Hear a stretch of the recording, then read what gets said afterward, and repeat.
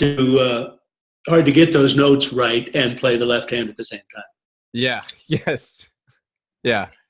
So I would say, are those lines things that you've worked out? I worked those out myself, Okay.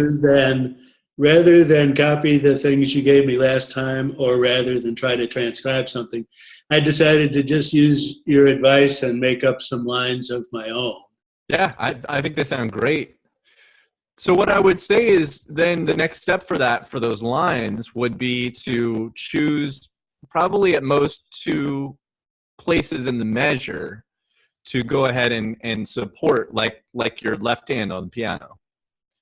All right. Yeah. So two beats in a measure, you're saying? Yeah, usually. Okay. Yeah. Sometimes it's just 1. Yeah. But you definitely don't want to play you don't want to play a real repeating rhythm thing. You can be much more sparse and,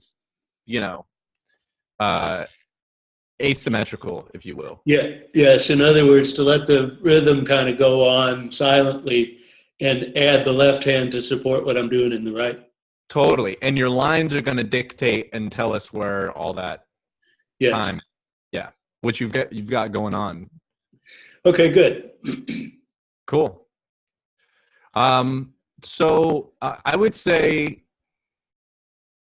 I think for this, I would say, why don't you just continue on the solo and start adding in some left-hand comping there. Okay. And maybe you want to take some places where you take a break in the phrase of the right hand and the left hand just comps something.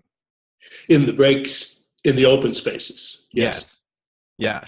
And you can do a different bass note, which is sort of the equivalent of like changing your inversion, Uh-huh. Or you could add a harmony, like if it's, let's see.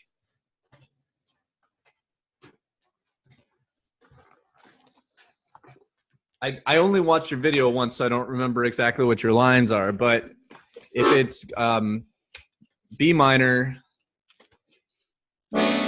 going to E minor, right? Yeah. So how's it? So adding like a dominant chord, say, there I'm just the B7 going to the E minor, Yes. Something like that idea of adding another harmony. The other thing you can do is you can play with some of these other, I don't want to make it too complex because I think now the foundation is about just getting the coordination between the two hands. But you can start to get these ideas of the inversions. So some of those other kinds of harmonies where I have my choices for B minor 7. I could play the B bass and the B minor chords. Yeah. I could also do like a D major 7, which is the upper part. Yeah. Right? So if I do the D major 9 here, and even maybe the F sharp in the counterbass.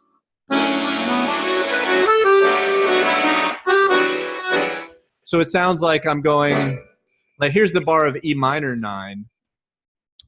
I'm starting on thinking of a G major 7, which is like a rootless voicing. And just to strengthen it, I'm putting the B in the bass here for one bar, and then I'll move to the E minor for another bar. So I have just a change of inversions, if you will. Then let's see, we have F sharp after that, right? Yes.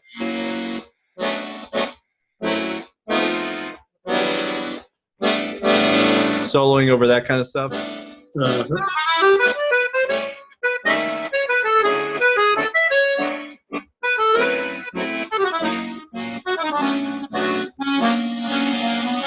So minor major 7.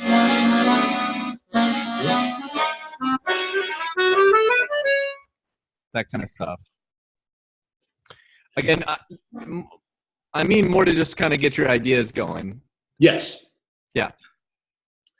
Yeah, I haven't had a chance to do as much with that minor major seventh as I'd like to. I really like that inversion, but it's not intuitive yet, so it's hard to use it when I'm trying to get the right hand going. Yeah, yeah. So if I just demonstrate a little bit of left-hand comping, and I'll try to keep the lines real simple.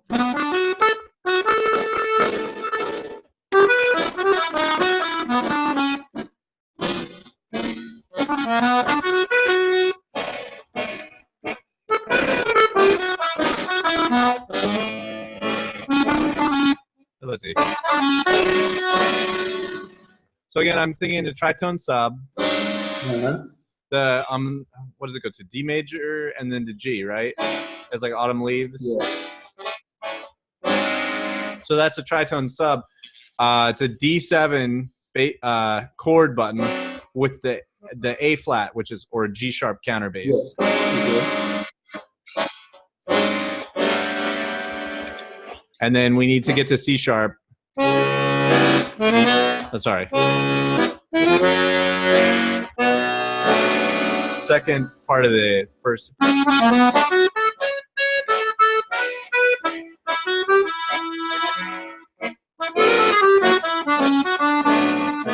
So a lot of dominant chord half step up, because that's. I bet you do a lot of sidestepping on piano, right? Yes. Yeah. So here's my F sharp, and then there's the half step up. So I'm. We talked about this, I think, last class or the class before that, but you so F sharp and then the C sharp 7 shares the same third and seventh as the chord a half step above F sharp. So G7 would be a half step above it, right? So C sharp, they're tritone subs, you know, they share the same third and seventh. Yes. So if I use the counter bass here to get the G, and this will be a shape that you'll learn. This is definitely a shape that you want to learn. So the only thing is it has a sharp 11 in it, which you don't always want, but most of the time it's fine. And you can bounce. So that I did C7.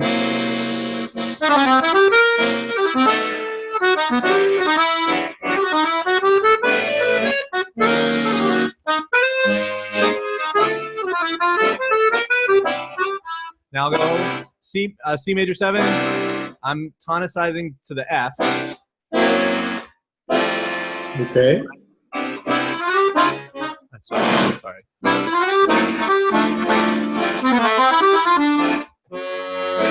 Now there's a F sharp minor 7 flat 5, and then a lot of these like. So you can hear what it is. The shape's not too bad. 4, 2, 3. Doing the sus. To the suspended, yeah. Yeah. And then you have the walk down thing.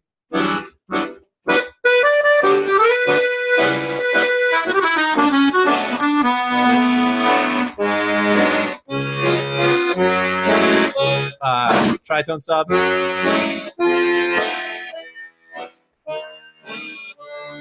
And then and you can do like a pedal thing.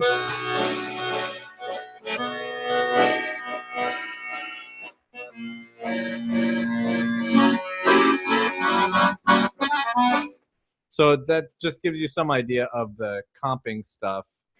Yeah. It won't be too bad to just support the chords with your, let's see, support your lines with the simple chords that are written on the chart, you know, or whatever. That'll be easy.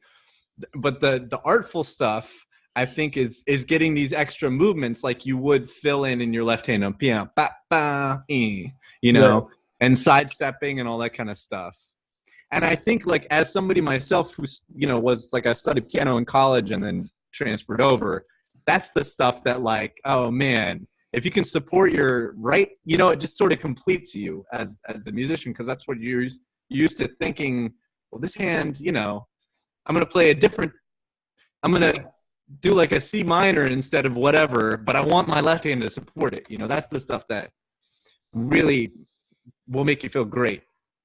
Yeah, and learning the melodies in the right hand is not as hard for me as learning to support it in the left hand, you know, Yeah. because I can I can teach my hands to play the melody. That's fine, but it's hard to come up with all of those passing ideas for my Yeah, left totally. and substitutions. You might want to also just sit at the piano with the accordion on, you know, and play like, you know, play 4 bars on the piano with 2 hands and go, okay, well, what would I do? Well, bass and then a chord thing and then this and that. Okay, well, how would I sort of do that? So you're transferring over a lot of your nervous system movements, you know, the rhythm of it. To go, okay, well, this would go like this, boom, you know, that sort of stuff can be really helpful too. Yes. Yeah. Okay, good. Yeah, I certainly have a lot more to do on Waltz for Nikki, but I spent a little time getting that that left hand rhythm going for the main part of the song, Sounds really good. and Yeah. that made a really great difference. And I played around with the phrasing in the right hand too. It's funny because it changes the whole it changes the whole phrasing of the song if you accent those notes. Yes. So I even tried it on some of my other waltzes just Cool. to see what it would do to them. Yeah. Which And waltzes? it really changes them around. It's sort of uncoordinated for a minute, but then once I get it, it's not too bad. Yeah. What waltzes did you play around with? I played around with it on Ovu da Mosca, a Oh, yeah. Brazilian waltz. Yep. And that really made such a neat difference. Then what else was I playing around on?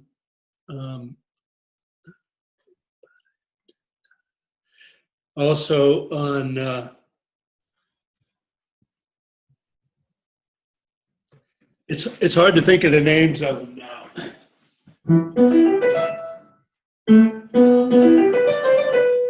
Indifference. That one, Yeah, Indifference. Indifference, yeah. Yeah. And so I tried those. Yeah, and it gives the things a whole different feel. Also, I liked the idea that every 4th bar or so you play a regular waltz beat. Yep. Just to kind of take your brain back to the fact that it's a 3/4 tune and not really a 6/4, 6/8. Yeah. Yes. So there are a lot of ideas that you gave me for improvisations on Waltz for Nikki in the last lesson.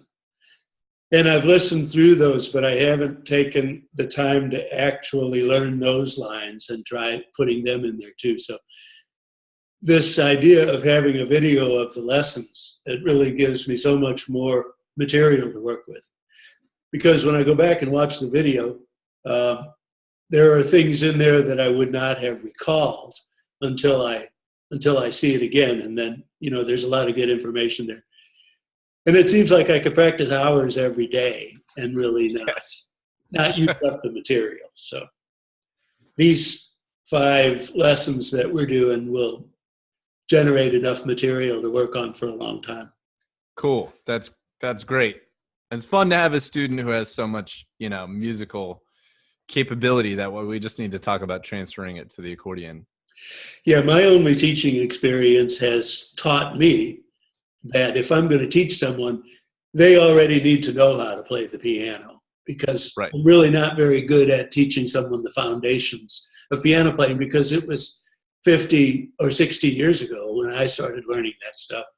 So I forget, and I start giving them stuff that's at a level that's beyond their foundation. Yeah. Yeah. So when I do take a student, it's always an adult who already knows something about playing the piano.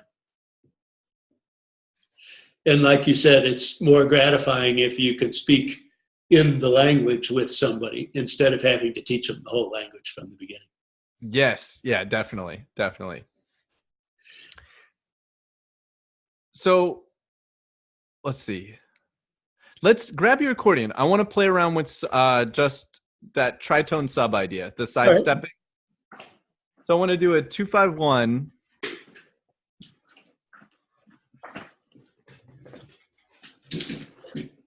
I want to do a 2-5-1 to C major. All right. We're gonna play the D minor 9, and then we're gonna do an A flat 7 sharp 11 before we get to the G. All right. And then we're gonna do a D flat 7 sharp 11 before we get to the C major. Okay. So you're leading into the chords with a dominant from a half step above, basically. Exactly. And I'm thinking still in 3-4 or in 6-8. So I'm thinking 1, 2, and 3. Yeah, 1, 2. Is that right? There we go. Here. So I'm doing D minor, and then D7 chord with G sharp counterbass, and then I'm going right to G7.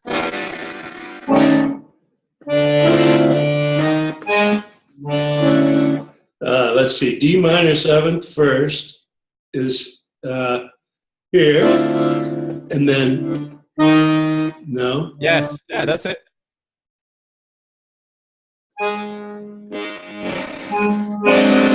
Yep. Yeah. And then to get to the G7, your second finger, your index finger, just has to go down one column. Okay.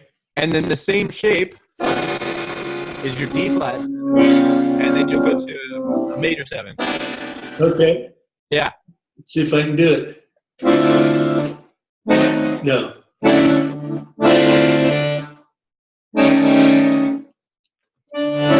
I have to find the.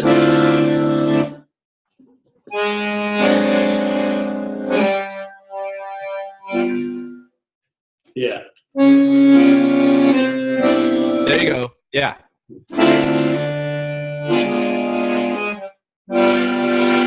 So, and if you support it, you know, some sort of arpeggio, you know, or line, you know, or whatever. Come up with something in the right hand that's doing the same thing. Mm-hmm.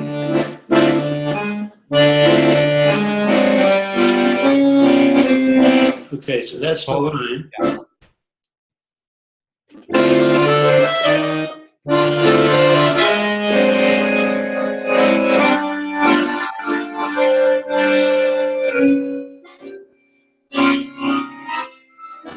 Totally.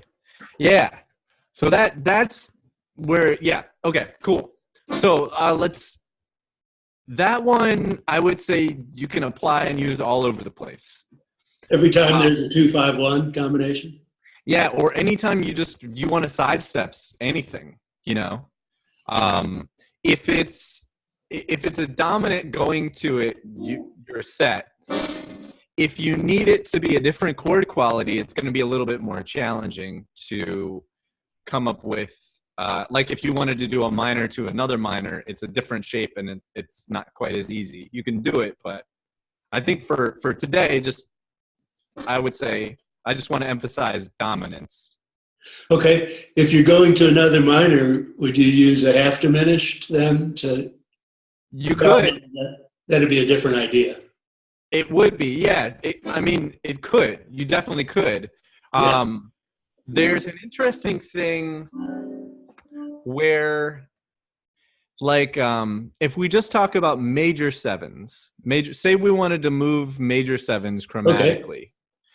And let me give you like a really hip voicing, just because it's a pattern that works. Okay. So we'll say we're going to play a major 13 sharp 11, and we're going to think in two triads together. So in the left hand, we're going to think just a C major triad. Yeah. The right hand is going to be a D major triad. Yeah. Okay, so if we wanted to move that up a half step, chromatically.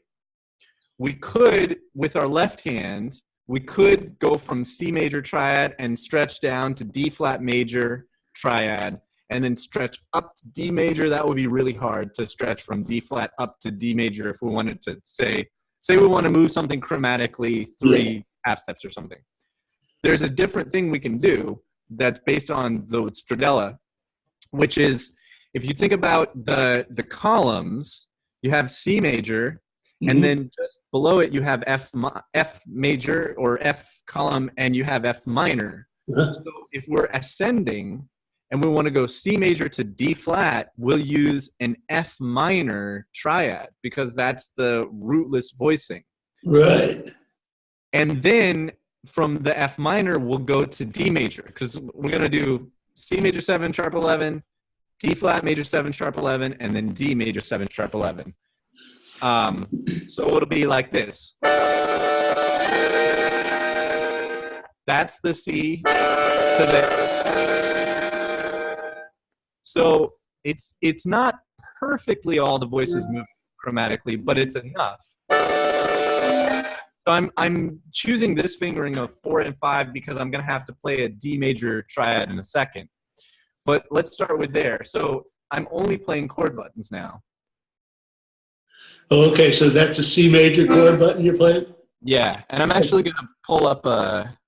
Go ahead and try that. I'm going to pull up a chart of the basses.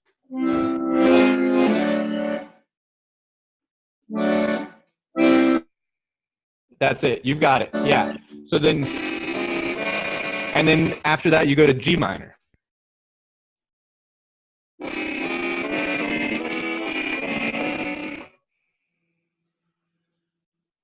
Does that make sense? I'm not sure. My computer dropped a couple of words from you there. I got so far that we go from the C major to an F minor chord to a D major chord. Yeah, let's have you just play C major in left hand with D major in the right hand, and then F minor and E flat. Oh, okay.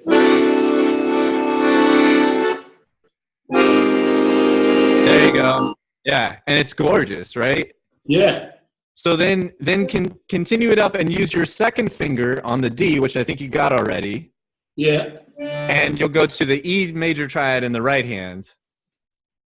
Yep. Yeah. And then if you wanted to take it up another half step, the pattern continues. So you just go to the minor chord, which would be, yeah, E flat major without the root. Oh, E flat major.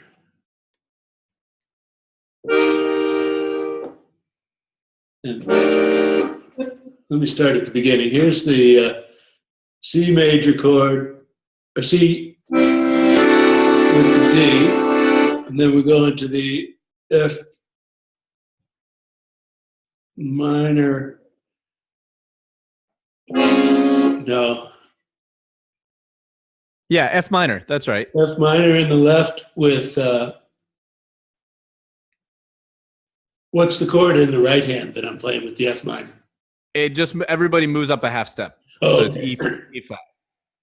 Because just to restate, we're trying to just move the same voicing up chromatically. Oh, yeah. So it's C major 7 sharp 11, D flat major 7, D, E flat, E, F, F sharp.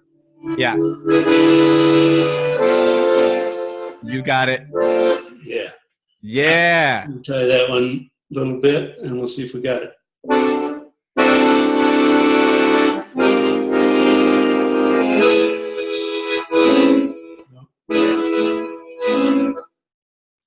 It's hard to feel that left hand, but I'll do it.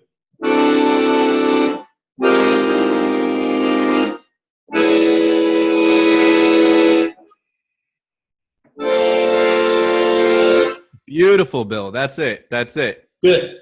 So the chord quality, you don't have to have the sharp 11 in there. It's just, there's something about, upper structure triads that work. You could do other stuff. You could just do a fourth or fifth or whatever. You can do any sort of things. If we wanted to have the root in it, we can see that if if you can grab this counter bass, the C sharp counter bass, with the F minor, oops, that's F major, then we have a major 7. So maybe you want to play like a major 9 here. So 4 on the C, 3 and 2. And then you want to, I keep playing F. And then move your second finger up to the C sharp counter bass. And then your pinky is going to come down to the F minor triad. So this now we have something that can support a line. Right? And then, or maybe we go. So we can have legato sidestepping.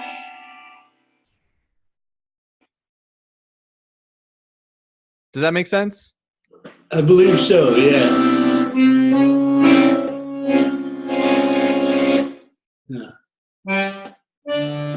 So we were talking about the concept before this. We were talking about just using the chord buttons in the left hand. Yes. But now you're saying you could also add root notes on there, ascending chromatically. Right. And like the reason I explained it like that is because I thought it would be interesting for you to see that what makes all this stuff work is seeing like how you can get the chord qualities you want close to the next chord quality that you want. Yes. So we just the secret's in these triads and in using this minor triad for the major 7. And I took us this direction because you had suggested, what if you wanted to sidestep to a minor chord? And I decided, well, let's sidestep to a major chord instead first. Yeah. Yeah. So that's kind of the idea here. So if we did like, if we put this together a little bit, we go back to the tritone sub. So we did D minor 7, A flat 7 sharp 11, the G7. And then instead of keeping the G7 and just grabbing the D flat with our middle finger, we'll do a D flat major 7. So we'll go like that. Second finger, second finger and pinky. And then like that.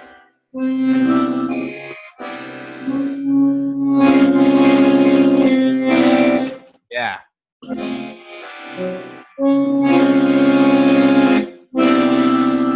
There you go. So that's a descending major 7, from D flat major 7th to a C major 7. Right. So what if we wanted to like descend say we wanted to descend from D to D major 7 to C sharp major 7 to C major 7. Okay. D major 7 to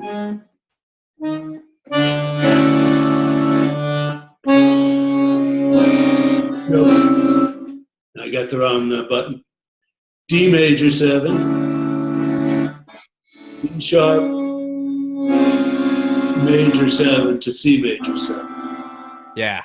Okay.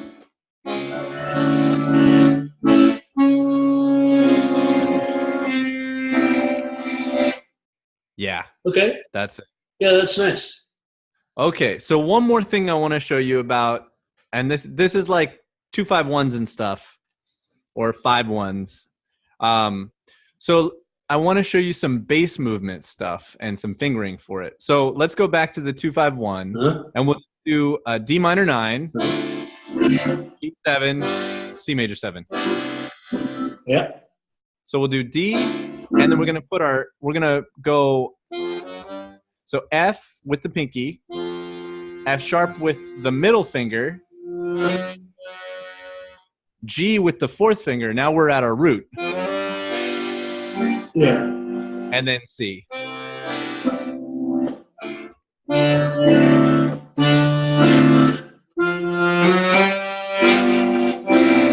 Yeah.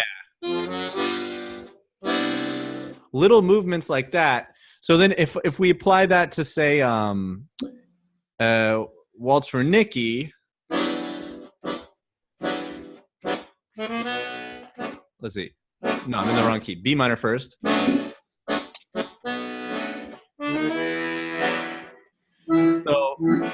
I'm starting on B minor 9. Yeah, you've got it. Right. Yeah, that little stuff. Right. And then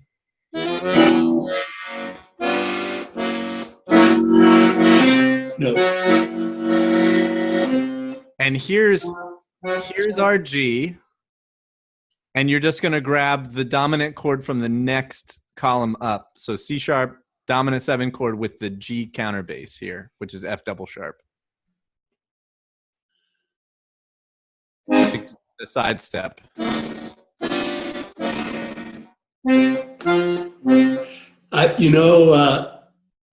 Oh, you don't have that. 96 buttons. I think you don't have 96. Okay, yeah, all right. So that's not going to work for you.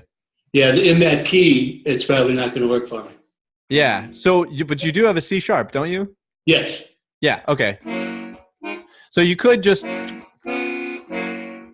that could sort of work. It's not as good, but just the chord button, especially if your line, because we're talking about sort of supporting the right hand. That's the idea here. So if you did, you know.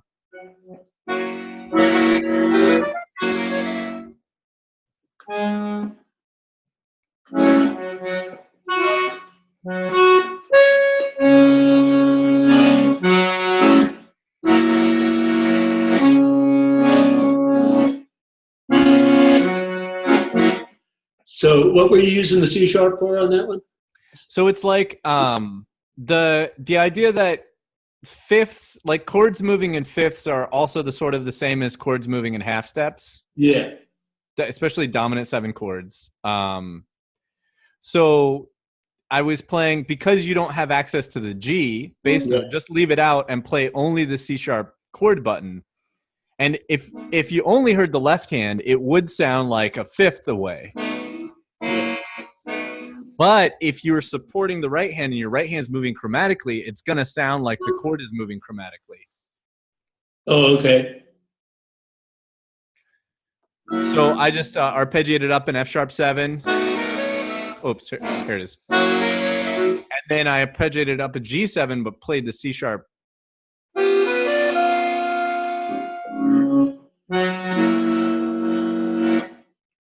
And then play only this chord button. Only the chord button? Yeah. And not the root? Not the root. And arpeggiate up a G7, or do some sort of G line. Oh, I see.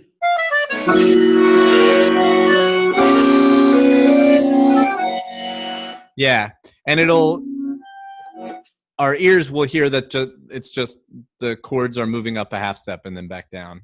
Because I left the root out of the left hand. Yeah. Yeah.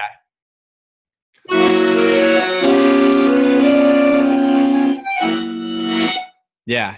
And let's do something else. So let's take let's say that we wanted to descend from E. Say we wanted to descend an E7 arpeggio, and we're going to arpeggiate it, and then E flat, something like that. Okay. All dominant. Yeah. So from the E, we're the chord buttons. If we did only chord buttons, we would play E chord button, A chord button, D chord button. So. Okay, and you're playing the seventh chord in your left hand, right? Yes. Right. And then.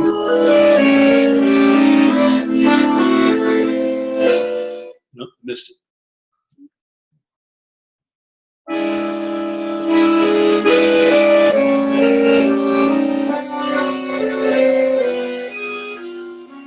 Yeah, and those do kind of sound like they're moving again in fifths.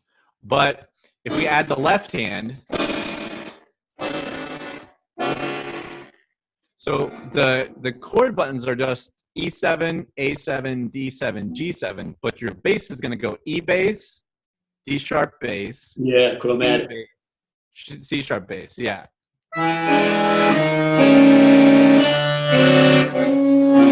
Right. Which again is like this. I'm pointing this stuff out because chromatic movement is what the left hand of the accordion is not set up to do very well. Yeah. It plays in fourths and fifths really well, and thirds pretty good. But the chromatic stuff is where it helps to have some stuff pointed out, I think. And if you wanted to, if you wanted to stretch, you could do that Eddie Montero thing, huh? Yeah, absolutely. No.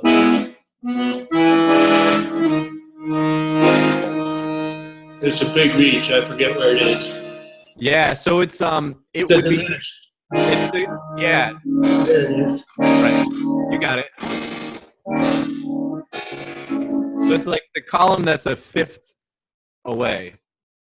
You do the diminished of the column that's a fifth away. So if you want your D, if you want D flat, or pardon me, E flat 7, you're gonna play in the pinky. You're gonna play B flat diminished.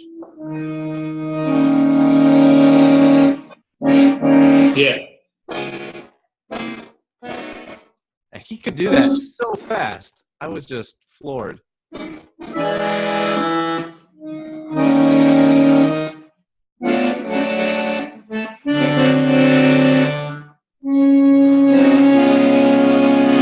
Yeah. Yeah, man. Okay. So, cool. Do you have questions?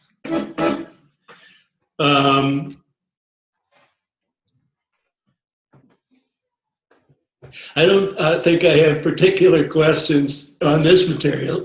It's All so right. much material, and I'm going to have a good time absorbing it. I did want to mention that I've started rehearsing with some guys for a night of Brazilian music that we're doing out in May. Cool. And I suggested a couple of Brazilian accordion tunes that we could use for it. And one of them is Osira de Norte, which is an old Luis Gonzaga, I believe it is. Cool. Kind of a Fajo song. And then there's this one called Princesina no Coro, which is a Dominguinos tune. Cool.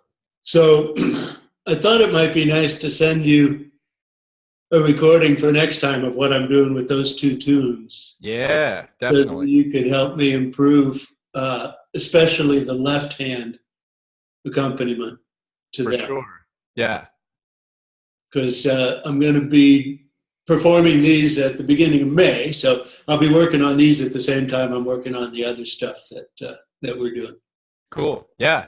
Yeah. Do it. And I would say, especially for the Domingueños tune, check him out and transcribe, or try to hear what he's doing, because he's the guy that really added jazz chords to the Fajo genre, and his stuff is just so beautiful.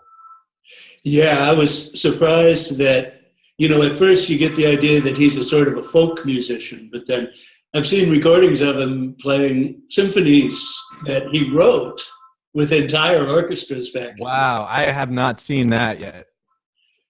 And so it's a lot more complex than what you would normally call folk music. Yeah. No, he's the other thing I noticed about him is he plays a lot of single bass note passing melodies in his left hand. Yeah. To approach the chords. Yes. He'll do a lot of walking around.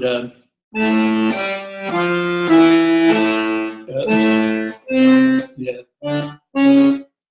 And at the same time, he's playing a complex melody in his right hand. But it sounds really nice. He'll sort of skip the chords in his left and walk this melody around, and then land on the chord that he's aiming for. Cool. So maybe if I can get a couple of recordings of those down, you can look at what I'm doing, and I'm sure you'll have a lot of good suggestions. Yeah, that would be great.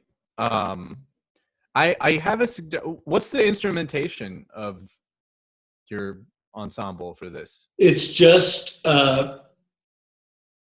guitar and accordion and percussion. Okay, cool. Is the percussion playing like pandero and stuff? Well, I suggested Pandero, but at this point she was using a tambourine, Yeah, but trying to adapt it for the. because I have a suggestion for you. If you have an iPhone, I don't know if you do or not, Yeah, I do. but there's a great app called Sombap, Ah, and it is so good to shed with. It's a very simple metronome app, but it has beats for basically like choro and samba, and then faho, the bayan oh, neat. feel of faho. The faho has a few different feels. Shochi is one. Bayan is the most famous one. That's the 1 2 3 1 2 3 1 2 1 2 3 Uh-huh. 1. You know, that's the one that a lot of the stuff is. But you can select. I use this to shed by myself and with other musicians all the time. So you can tell it, okay, you get to choose two instruments, and you say, okay, well, I want the pandero to play the bayan feel, and then I want the triangle. And then you just select, and then the groove, it's a really great groove. It's like it must be a recording and not a sequenced thing, you know? Yeah. But that's helped me a lot. And the other thing that I do that helps in shedding is help my time and groove is I'll put my metronome, either if it's just a metronome clicking or a play along thing, through the amp, and then I'll have my accordion coming through the amp, even though I'm just here practicing. And there's something about both of those sounds coming from the same place that really helps my brain lock in and work on my time feel a lot. Huh. That's another suggestion for you, because you might not have that problem, but Well, I'm sure that would be fun. Is that spelled SAMB app? yeah, it's like a portmanteau. Yeah, Like Samba, but an app. exactly. Yep. I have a couple of other rhythmic things on apps, but one that's specifically made for Brazilian music would be great. So I'm going to download that. Yeah, this one's killing. I would suggest, like, to that end, when you make the video, have Uh-huh. Sombap cranked up loud, and then we can, because the pocket is such an important part of this music. Yes. So I would say,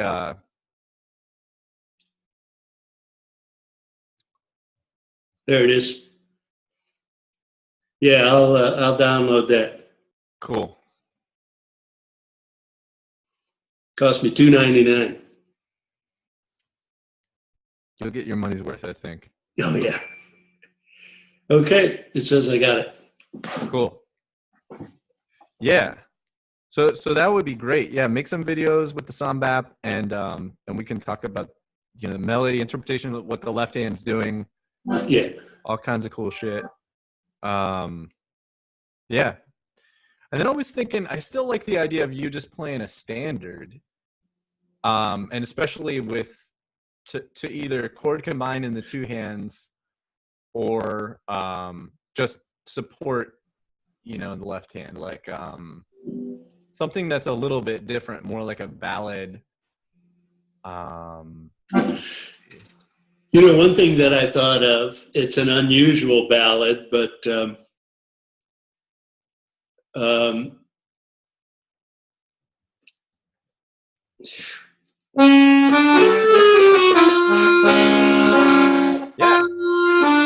yeah.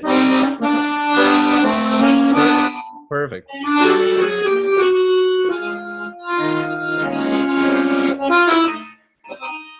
Because I can put a lot of that left hand movement under that, I think. Definitely. Oh yeah, and then it's got those chromatic 2/5, so that'll force you to. You'll probably end up finding the other 2/5 off the counterbass at first. Like for example, so it starts B flat minor 7, Uh-huh. E flat 7, and then A minor 7 flat 5, D7. Yes. So if you're down in the, let me pull up that chart again. If you're here, right. Yeah, there you go. Yep. And then there you go. And then for that, you could play a B minor 9. Uh, a B minor 9 instead of G major, like so. Oh, a B minor that, 9 instead of a G major to start the phrase. Well, no, to end it. So when you have if the walk up is G, yes, then A minor 7, then B flat diminished, and then it's G over B. But yeah, exactly. Yeah. It fits easier in the hand, and it's beautiful. Beautiful sound. Yeah, it's easier to play. Yeah. All right. And then here's a challenge then for you. All right. Find some way to harmonize that melody on the da da dee dee dee dee dee. Do something cool with two hands where you're like it's a chromatic harmonization of that melody. You know, and I want it could be just bass notes in the left hand, like let me show you an example. Like so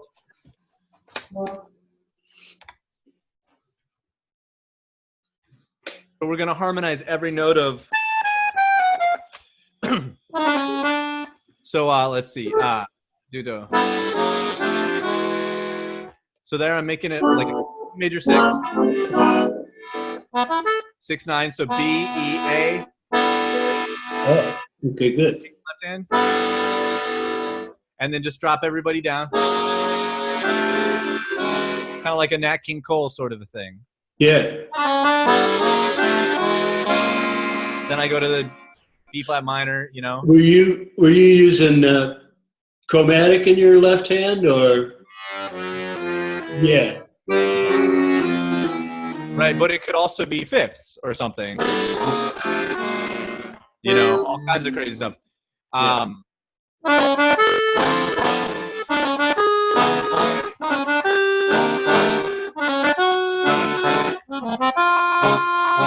Pardon me, that should be B flat. So I'm just making each one a 2/5. Let's see.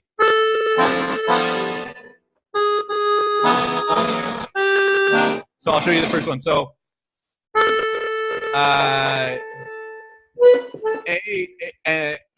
third 7/9, and just the root in the left hand.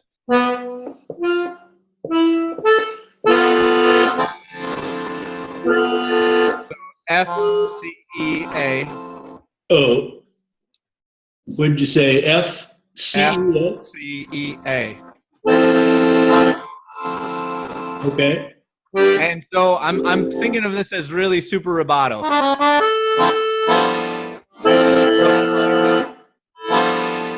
But I make it a flat 13. Yeah.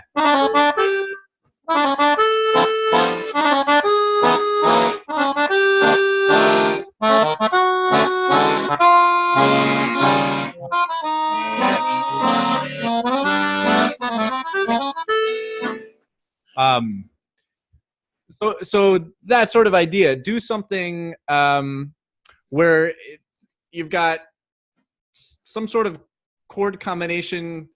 It's just a challenge for you for this arrangement. All right. Something crazy. Could be the chromatic, you know, it could be chords in the left hand or something like that, you know. If it was G, let's see, would be something like that. I don't know. I'm just thinking of all major 7s, you know, if we got the going G, Yeah. G descending, right? Got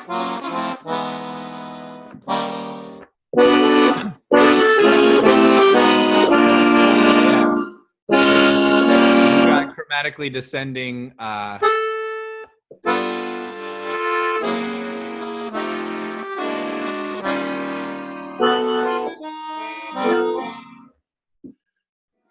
Or if it's minors, let's see.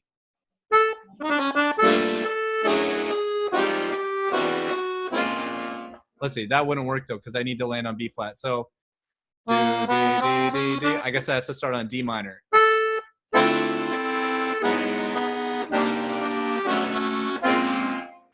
Just some sort of crazy descending thing to harmonize that. All right. Cool. Words, dominant. Whatever. Yeah. Cool. Well, that'll be a challenge. Yeah. And it's a lot of the great, beautiful solutions end up a lot of times being a combination of the left hand playing part of the chord and the right hand playing part of the chord. Yeah. The classic, all the guys who sounded the best, like Frank Morocco and Eddie Montero, most of the stuff they're doing that sounds killing is with their right hand, these big open voicings where they got the third, seventh, and then other stuff. Yeah. And the left hand a lot of times is playing the root, and then just the chord button to kind of just support it and give it, you know, because the chord buttons, they sound real noisy, but they can add rhythm also. Okay. So, and then in the lines, the playing the chords can just really help to support, you know, as well. So if you've got, you know, arpeggios or lines or stuff like that, then the left hand playing the full chord can really help a lot. Okay, good. Cool. Yeah, this lesson turned out much better than I thought. I figured I was, you know, I'm still kind of lightheaded from sleeping most of the day yesterday. But so this morning I got up and spent a lot of time trying to put that video together, stumbling around. But the lesson turned out much better than the prep leading up to it. Cool. Well, it sounds good, Bill. You're really coming along, man. Thank you. Well, I'm doing a couple of concerts next Friday and Saturday that I get to play the accordion on a couple of songs. Great. But it's Nashville singer-songwriter music that I'm just adding sound to, you know. So it won't take as much preparation, but it'll give me a chance to get the accordion out on stage in front of a big crowd. Yeah, that's great. We'll break a leg, and I'll see you in 2 weeks. Okay, good. Thank you very much. Okay, feel better also. All right, will do. You too.